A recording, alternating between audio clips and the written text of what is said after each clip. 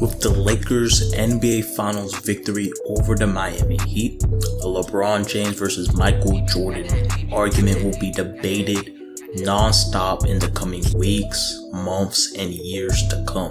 Their stats, their playing style, their accolades, they will all be pitted together unceremoniously. But one thing people sometimes forget in this argument is the simple fact that LeBron is still writing his own legacy. Assuming good health, which has never been a problem for him, there are more individual accolades in his future, more leaderboards to climb, and possibly more rings because the Lakers can get even better this offseason.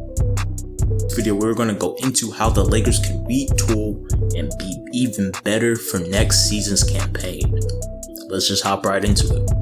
The Lakers have had immense success this season with either JaVale McGee or Dwight Howard sharing the front court with Davis. McGee and Howard deserve credit for their defensive energy, their strong rebounding, screening, and finishing.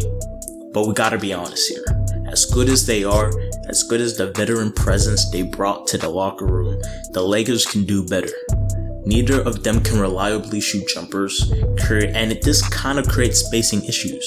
They both get shredded defensively deeper into the playoffs. Everyone saw in this final series how Butler got to the paint at will when the Heat went to shooters like Kelly Olynyk or Myers Leonard at the 5. The throwback bruising center is nearing extinction, but that's because the position have evolved to require a different skill set. Shooting has taken on a greater importance. Instead of McGee or Howard at center, imagine say Marc Gasol, Serge Ibaka, or Aaron Baines. They bring comparable, or in some cases, better defensive ability and a far superior offense as shooters and passers. Some of them could end up being too expensive. Probably Serge Ibaka. And in this offseason, there aren't a lot of teams who can offer much more. Only 6 teams will likely have the cap space this offseason. The Hawks, Knicks, Pistons, Hornets, Heat, and Suns, and only a handful of those are playoff contenders, meaning the Lakers will be using the same MLE as their top competitors to compete for the services of ring-chasing role players. Though the Lakers have their own free agents to attend to. Davis needs to be re-signed, McGee, Rondo, Bradley, KCP, they all have player options. Howard and Markieff Morris and some other veterans are unrestricted free agents, but they should have the money to play with if they choose to. Maybe it's just going to be a little touch up around the edges, another body at wing like Courtney Lee, or a veteran forward like Mo Harkless. And the funny thing is, right, that might be all the Lakers really need. LeBron has shown time and time again from the stints in Cleveland to even this season that he can turn other teams' castaways into good contributors. The Lakers can also add another player with their first round pick. They have the 28th pick in the draft, and this class is deep with potential winning role players, especially at the wing position. Their GM Rob Pelinka has had a lot of success finding solid players late in the draft. Kyle Kuzma, Josh Hart, and Isaac Bonga, or signing undrafted free agents. Alex Caruso, who started in Game 6 following a tremendous season off the bench. Kuzma though, right?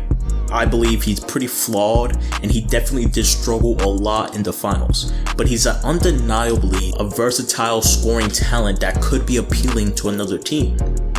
Look out for a trade on that front.